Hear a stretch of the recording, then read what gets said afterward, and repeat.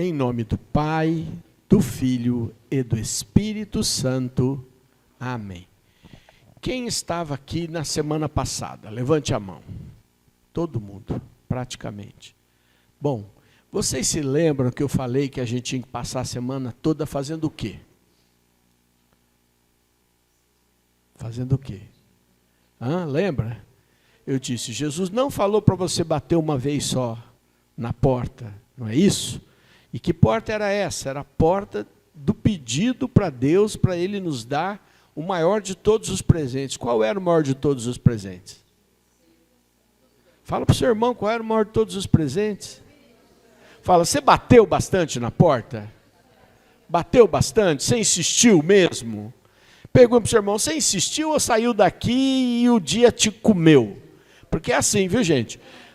Chega na terça-feira, a vida da gente é tão corrida, é tanta coisa, e a gente vai rezando pelos problemas que vão acontecendo, que a gente esquece dos propósitos que fez, não é mesmo? Seja sincero, a maioria de nós acaba esquecendo de fazer o essencial. Eu sempre digo que existem coisas urgentes e coisas importantes. As urgentes engolem as importantes. E quando a gente vê, a gente não fez o que era importante na nossa vida. Sabiam disso? Porque a urgência nos consome. A gente apaga incêndio, a gente corre para cá, a gente trabalha para lá, a gente passa por aquilo, a gente tem alguma situação desafiadora, e o urgente vai nos engolindo. E o pior, a gente faz um monte de coisa urgente e chega no final, ainda sobrou coisa urgente que a gente não fez. Então, se você não vai conseguir fazer todas as coisas urgentes da sua vida, eu não vou, nenhum de nós vai, então selecione as importantes e faça as urgentes que dá para fazer, sem nunca deixar de escolher a importante.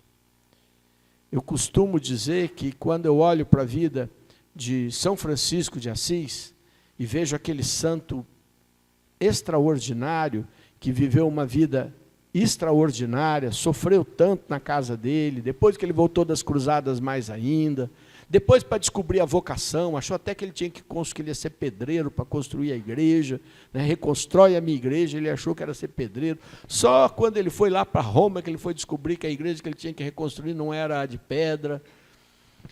Quando a gente olha para a vida dele, a gente fala, esse cara fez um bem danado, não é mesmo? Um santo que a gente adora, não é assim? Mas a obra que ele deixou é maior do que o que ele fez.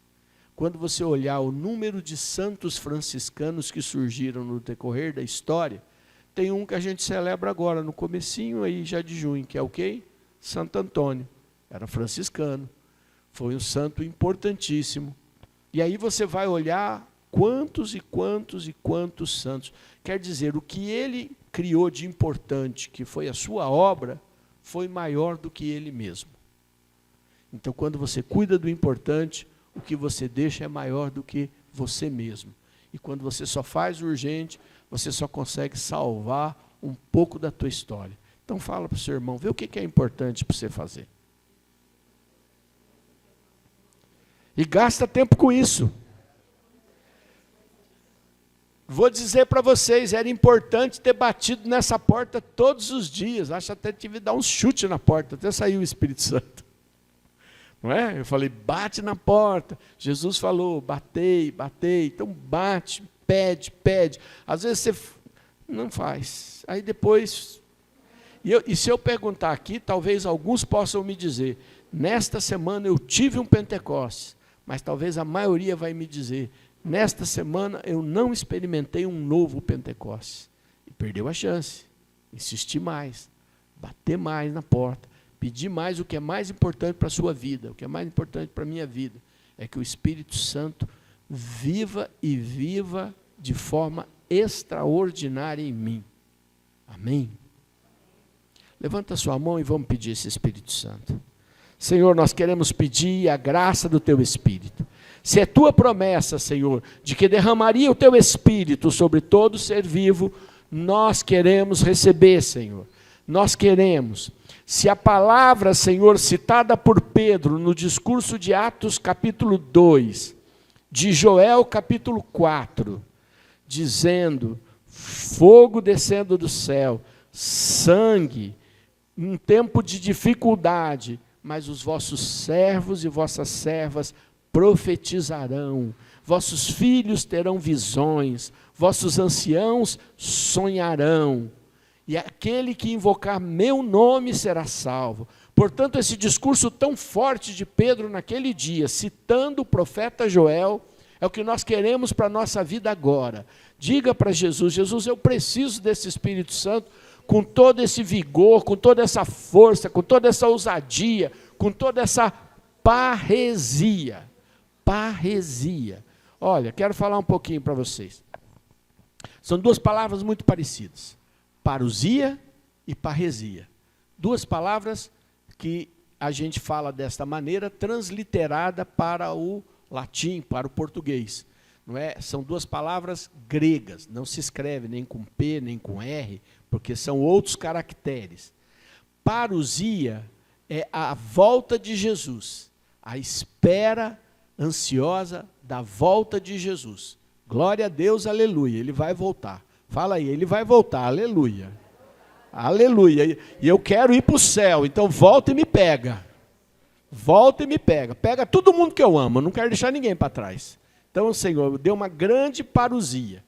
Mas parresia é outra palavra e tem um significado muito diferente. Parresia vem de um ardor poderoso e missionário. Os mártires, da palavra martiria do grego, eles eram cheios de parresia, porque era o que fazia eles terem coragem, ousadia, vigor. O Papa João Paulo II falava para os jovens, jovens, o que eu espero é que vocês tenham parresia, que o Espírito Santo lhes dê uma energia, uma vontade, uma coragem, e se disserem assim, se você fizer isso, você vai morrer. Fala, não tem importância, então eu morro, mas eu dou minha vida por Jesus. A parresia levou aqueles jovens como Inácio de Loyola, São Francisco Xavier, a viajarem o mundo todo. O Brasil nem tinha sido descoberto, já tinha uns fradezinhos jesuítas vindo para cá. O Anchieta da vida já estava lá, tentando converter todo mundo, jogando água benta. Vocês sabiam que na história de Anchieta, os índios, tinha muitos índios canibais no Brasil, eles pediam para ele não abençoar, porque senão ficava bom para comer. Quer dizer, nem para comer os mortos, os índios queriam que se tivesse sido abençoado pelo padre Anchieta. Então, esses padres saíram de lá por quê? São Francisco Xavier foi lá na Índia, depois na China, batizou, tinha dias que batizava 1000 pessoas que se convertiam, 1000 pessoas. Vocês talvez não saibam, tem um estado inteiro na China que fala português. Um estado inteiro. Não o nosso português, o português nativo de Portugal. Por quê? Porque chegou pessoas cheias de parresia. Dá um empurrão no seu irmão e fala, quando é que você vai pedir a parresia para o Espírito Santo? Quando você vai pedir a parresia para o Espírito Santo? Quando? Quando? Vira por detrás e fala, e aí? Está cheio de parresia ou você está cheio de calmaria? Aqui a maioria está cheio de calmaria, gente. Parresia é aquela ousadia, aquela coragem, aquela força de fazer coisas e ter coragem de dar a vida, de entregar a sua vida, senão ninguém faz nada extraordinário, a gente só faz o ordinário. Chega de ser ordinário, não é mesmo? Vamos pedir parresia para o Senhor. Põe a mão no teu coração e fala, Senhor, eu preciso dessa graça. Eu preciso, Senhor, para anunciar, para evangelizar, para ter sabedoria, para interceder, para ser instrumento seu, para ser, Jesus, levado pelo teu Espírito. Clamo, Senhor, agora o teu Espírito, Senhor. Vem, Jesus, com teu poder, Senhor. Vem, Jesus. Senhor, assim como em Éfeso, quando São Paulo impôs as mãos, eles receberam o Espírito Santo, que todos fiquem cheios do Espírito Santo agora, Senhor. Que haja uma efusão do teu Espírito agora, Senhor. Toca agora cada coração, inflama com teu poder, dá-lhe, Senhor, todos os dons e carismas, o dom, Senhor, de orar em línguas, o dom de profecia, o dom de palavra de ciência, o dom de palavra de sabedoria, o dom de cura, o dom de libertação, o dom do discernimento dos espíritos, o dom da sabedoria. Dá, Jesus, todos os dons para o meu irmão agora. Vai, Jesus, tocando, Senhor. Vai agindo, Jesus. Vai pondo as tuas mãos sobre ele. Vai, Senhor, restaurando. Vai curando as feridas interiores. Vai, Senhor, dando a capacidade de perdoar para ficar com um canal aberto para receber o teu Espírito. Em nome de Jesus, Espírito Santo, vem agir, vem inundar, vem mergulhar, vem restaurar, vem renovar, vem dar parresia, vem, Senhor, torná-los testemunhas tuas, Senhor, e alabaricanta, alabaralaxiri. Em nome de Jesus, qualquer pessoa que esteja rezando e tenha gerado preconceito, opiniões sobre a vida daquela pessoa que está rezando, em nome de Jesus eu corto agora. Agora não é hora de você ter opinião da vida dessa pessoa, e sim de você ser usada poderosamente para que o Espírito haja, e o Espírito é quem vai falar, e o Espírito é quem vai agir, e o Espírito é quem vai tocar, porque o nosso Deus é Pai, é Filho e é Espírito Santo, e o amor do Pai e do Filho é o Espírito Santo. Então, Senhor, nós clamamos, Espírito, age e fala sobre a vida destas pessoas agora, Senhor. Deus tem presentes maravilhosos. Muitas vezes eles não estão envolvidos em papel de presente, mas eles estão ali tesouros escondidos, como aquele homem que encontrou um grande tesouro num terreno, escondeu, comprou o terreno para ficar com o tesouro. Então, há um tesouro, mas você, para pegá-lo, vai ter que fazer alguma coisa também. E você que agora vai rezar, imagine que Deus te deu a graça de dar um tesouro para essa pessoa. Fala, se sou eu que vou ter que dar. E olha, gente, é importante. Vamos lembrar que as pessoas foram batizadas, receberam a pregação, mas foi preciso que pedissem o Espírito Santo para acontecer. Deus tem caminhos incríveis. Ele não precisava de nenhum de nós, mas Ele quis precisar. Eu gosto muito de olhar, por exemplo, para a Virgem Maria e diz, Deus quis precisar daquela menina e perguntou para ela se ela topava. Olha que carinho, não precisava, Ele é Deus, mandar o filho dele num raio. Não é? Que nem um super-homem, nada disso. Então, nesse momento, você fala, Senhor, já que você quis que eu estivesse aqui, me use para dar este presente para minha irmã e meu irmão. Você vai fazer primeiro essa oração. Me usa, Senhor. E agora começa a pedir o Espírito Santo, esse presente maravilhoso, que traz consigo muitas coisas que nós nem temos condições de analisar ou ver, tamanho é a força e o poder desse Espírito Santo. Senhor, nós clamamos que o Teu Espírito vá agindo sobre cada uma destas pessoas agora, Jesus. Vai, Jesus, fazendo uma libertação que tira também, Senhor, tudo aquilo que foi grudando na vida desta pessoa. É como se nós estivéssemos caminhando por um lugar sujo e a poeira vai grudando, e o suor vai grudando poeira, vai ficando sujo, você vai ficando incomodado. Nesse momento, o Senhor vai lavar você com águas puras. Quantas vezes o Espírito Santo foi comparado a águas puras, águas de fontes novas, a águas torrenciais, a águas libertadoras, a águas que matam a sede, águas que correm e limpam todo o ser, que vão purificando. Nós clamamos agora. O Senhor me mostrava o rio Tietê. O rio Tietê passa por São Paulo, é uma imundície que se você entrar lá, acho que você sai sem a perna. Não é? É tantas, a concentração de coliformes fecais, de tudo o resto é um estrago. Mas se você for ver o Tietê lá para baixo, depois que ele rodou muito, não tem mais nada. A água faz isso, ela vai se purificando. E é isso que você vai pedir para esse teu irmão. Que não importa qual seja o tamanho da sujeira que já foi derramada sobre ele, Não importa qual seja o tamanho da maldição, da praga, não importa qual seja o tamanho da inveja, não importa qual seja as coisas que já foram atiradas, muitas vezes da família, dos antepassados, não importa o peso que já foi colocado, a água do Espírito Santo vai limpando, vai lavando, vai retirando, e você sente que na medida que a água vai vindo, vai saindo a sujeira, a água vai vindo, vai saindo a sujeira, daqui a pouco você vai estar completamente limpo e inundado de água viva. Age, Senhor, e você que está orando, ore agora com mais intensidade, abra os teus lábios para Deus te usar, porque esse é o momento de libertação para esta pessoa, e Deus quer fazer a libertação. Gênesis capítulo 11. Esse texto é um texto da liturgia mais antiga da vigília pascal, sabe? Escolhi ele exatamente por isso. Gênesis 11. Gênesis 11. Gênesis é o primeiro livro da Bíblia, gente, não tem erro. E 11 é 2:1. Tá? E diz assim: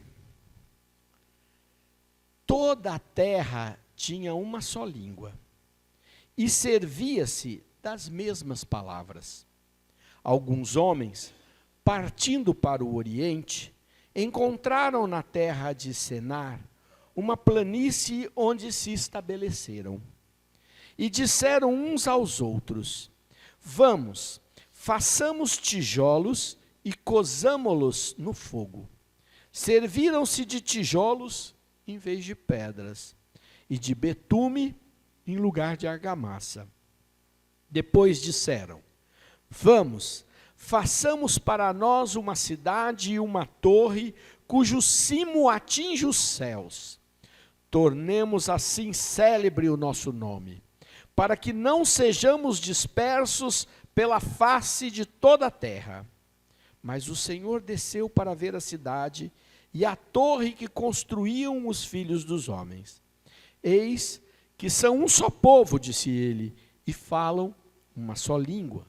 Se começam assim, nada futuramente os impedirá de executarem todos os seus empreendimentos.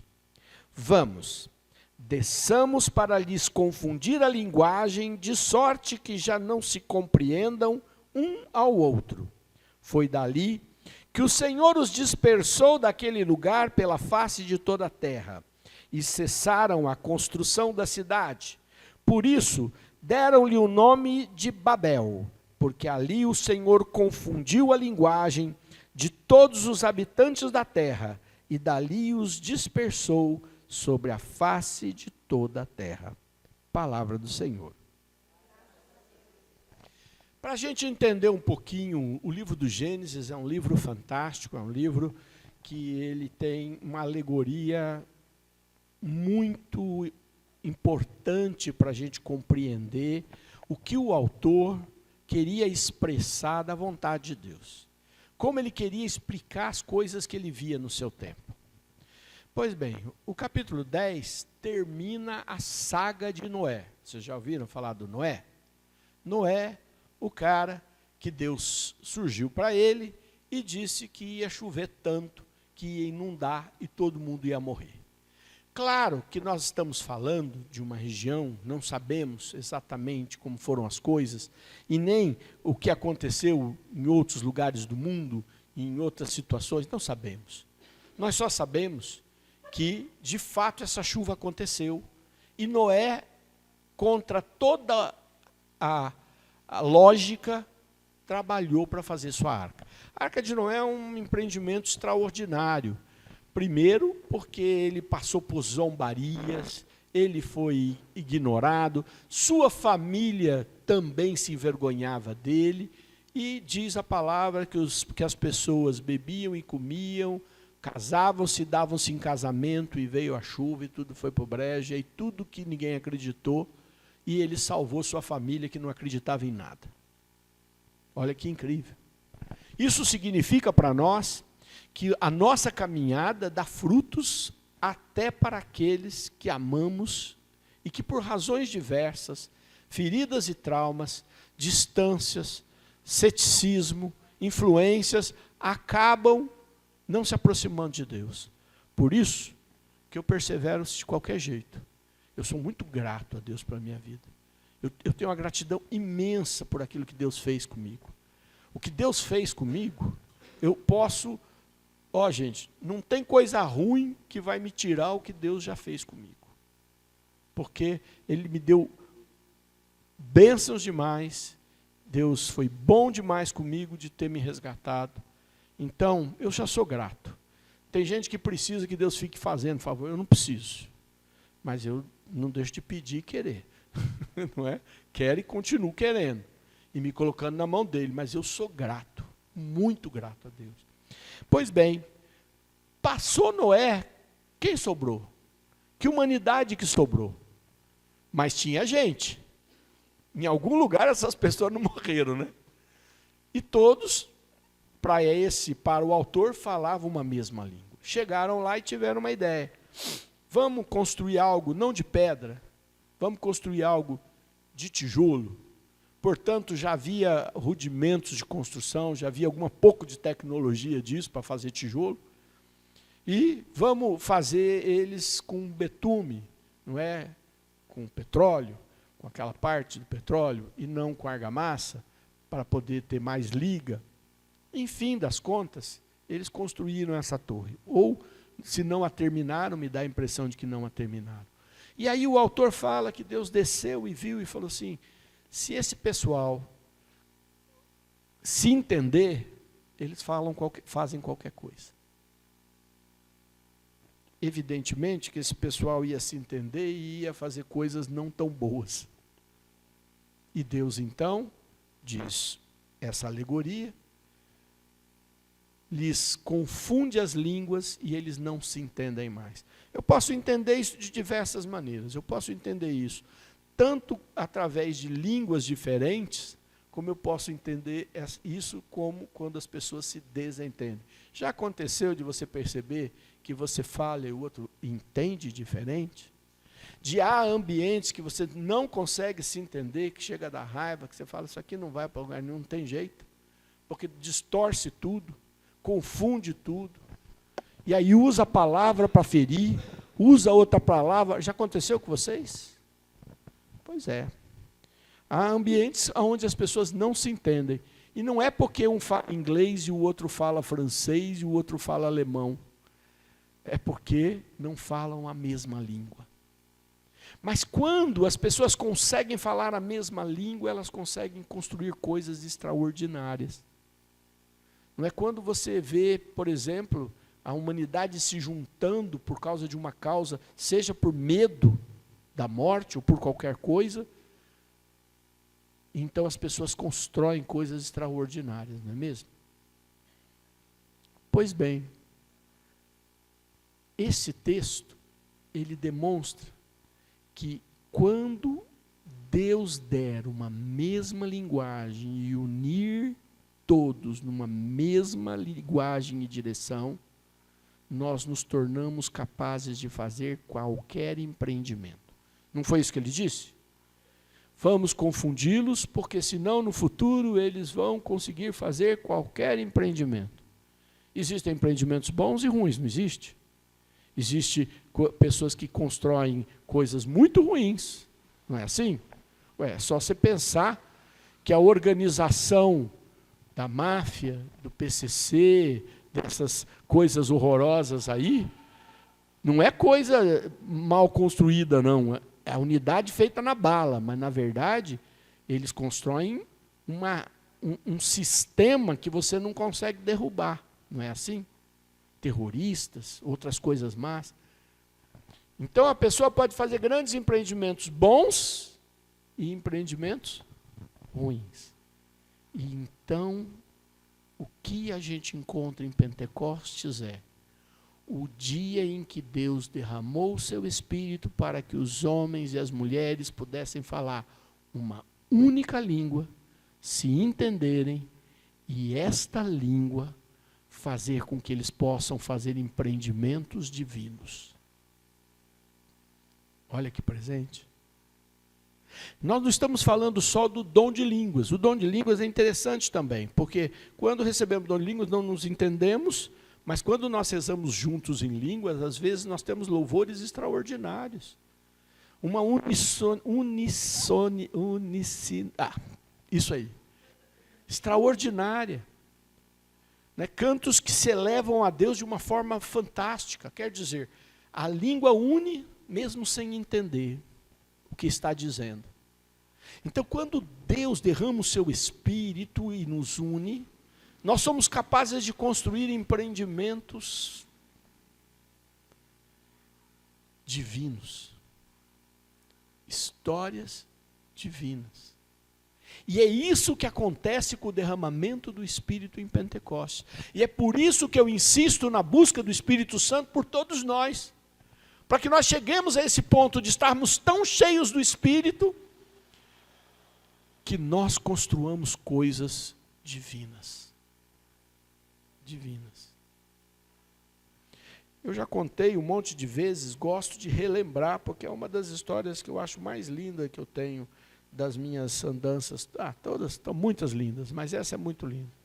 Em Manaus, reunidos numa sala, cerca de, sei lá, umas 30 pessoas, orando em línguas, orando no Espírito, e de repente Deus fala conosco e manda anunciar, e a gente pergunta, manda gritar seu nome, e todo mundo começa a gritar o nome de Jesus. Aí eu falo, não pode ser só gritar aqui o nome de Jesus. E aí eu falo, Senhor, o que é para gritar? E aí o Senhor faz uma pessoa olhar pela janela e fala, é para a gente gritar lá em cima é onde ficava uma das favelas mais violentas de Manaus. E aí eu falei, gritar lá em cima, vamos pedir confirmação. Continuamos orando, e eles foram sentindo, aí levantou um rapaz e falou assim, olha, eu trabalho no mercado do peixe, eu tenho uma Kombi, eu dou minha Kombi para a gente poder ir gritar lá na favela. E aí eles resolvem pegar a Kombi para ir gritar na favela. Eu vim embora, eles ficaram lá. E eles foram com a Kombi gritar na favela. Foram ameaçados, foram os cafetãos e os traficantes ameaçaram eles, e aí eles colocaram uma imagem de Nossa Senhora, que era para ninguém pensar que era crente, e começaram a gritar, Jesus, só gritava o nome de Jesus e pediu o Espírito Santo. Todo fim de semana eles iam para lá, e aí eles acabaram fazendo um pequeno show, começou um pequeno grupo de oração, e quando eu voltei lá em Manaus, 4 anos depois, aquilo tinha se alastrado com uma mudança de vida extraordinária, e o governador decidiu fazer toda a rede de esgoto da favela e doar todas as escrituras daqueles lotes para os favelados. Eles passaram a ser dono das suas casas, com esgoto, com energia elétrica no meio da favela. Quando Deus une, os empreendimentos são extraordinários. Nós precisamos que o Espírito Santo faça isso, e o Espírito Santo faz isso por causa da graça de Pentecostes. Amém. É isso que a gente vai pensar essa semana. Amém? E observem-se a si mesmo, porque desta oração Deus vai agir e você vai perceber se você estiver atento e atento.